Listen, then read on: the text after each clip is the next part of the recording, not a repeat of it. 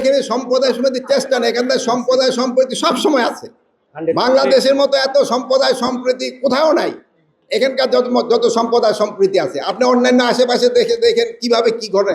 আমাদের দেখেন এখানে আমাদের হিন্দু মুসলমান বৌদ্ধ খ্রিস্টান সব ভাই বোনেরা কিন্তু একসাথে আসছে, সবাই কিন্তু কাজ করে যাচ্ছে।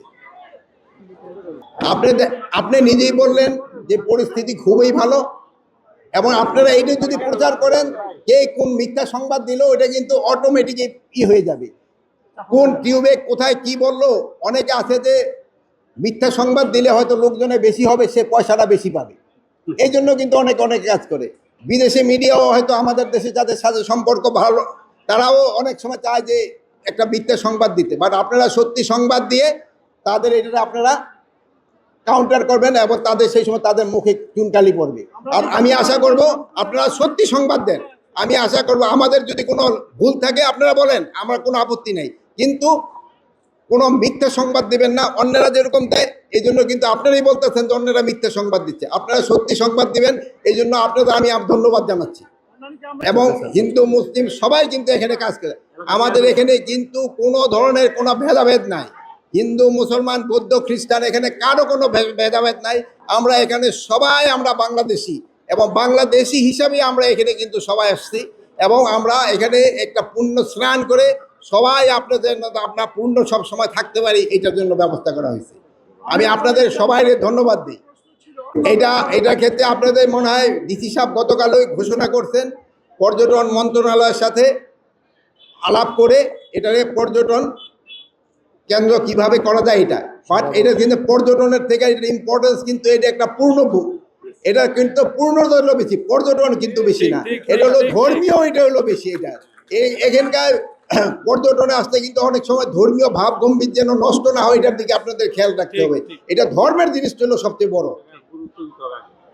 স্যার এবার এই প্রোগ্রামটা আয়োজন করছে জেলা প্রশাসন, আর এইটা কিন্তু আমাদের জেলা প্রশাসনের থেকে আলোচনা করা হয়েছে, এবং এটা ভবিষ্যতে যেন আরো ভালোভাবে হয় এইটার জন্য সবসময় আমাদের চেষ্টা থাকবে। আমরা সবসময় এই নদীর পানিটাও যেন সবসময় ভালো থাকে, এই জন্য দেখেন এখানে নদীর পানিটার প্রয়োজনীয়তা কিন্তু সবচেয়ে বেশি। তা আমি আপনাদের আবার অনুরোধ করব, যেহেতু আজকে রাত 2টা পর্যন্ত সময় আছে, আপনারা সবাই সাইড বাই সাইড যাবেন। প্লাস আপনাদের প্রশাসন থেকে কিন্তু আপনাদের এখানে খাওয়া দাওয়ারও ব্যবস্থা করা হয়েছে। এখানে আমাদের যে অ্যাডমিনিস্ট্রেশনে যারা জড়িত ছিল তারা কিন্তু এবার খুবই ভালোভাবে কাজ করছেন, এবং ভালোভাবে কিন্তু এবার যে এই যে একটা পবিত্র কাজ যেন সবাই ভালোভাবে সম্পাদন করতে পারে, এটার জন্য তারা ব্যবস্থা করছেন। আপনারা সবাই জানেন এই পুরানো ঘটনাটা আমি আপনাদের বলতে চাই না, যেহেতু এখানে গোসল করার পর সবাই কিন্তু পবিত্র হয়ে যায়। আমি আশা করব এখানে গোসল করার পর আপনারা যে পবিত্র হয়ে যাচ্ছেন এটা সবসময় এটাই বজায় রাখবেন, এটা যেন পবিত্র যেন আপনারা সবসময় থাকেন। আরেকটা হলো আপনারা এখানকার প্রশাসনে যারা জড়িত ছিল তাদের আপনারা একটু ধন্যবাদ দিবেন, তারা কিন্তু এবার খুব ভালোভাবে অ্যারেঞ্জ করছে। আরেকটা জিনিস হলো একটা ভালো খবর হলো যে এবার নদীর পানিটাও কিন্তু সবচেয়ে ভালো ছিল, অন্যান্য বারের তুলনায় এবার নদীর পানিটাও কিন্তু ভালো ছিল, এবং এবার পুণ্যার্থীও কিন্তু সংখ্যা অন্যান্য বারের থেকে অনেক বেশি।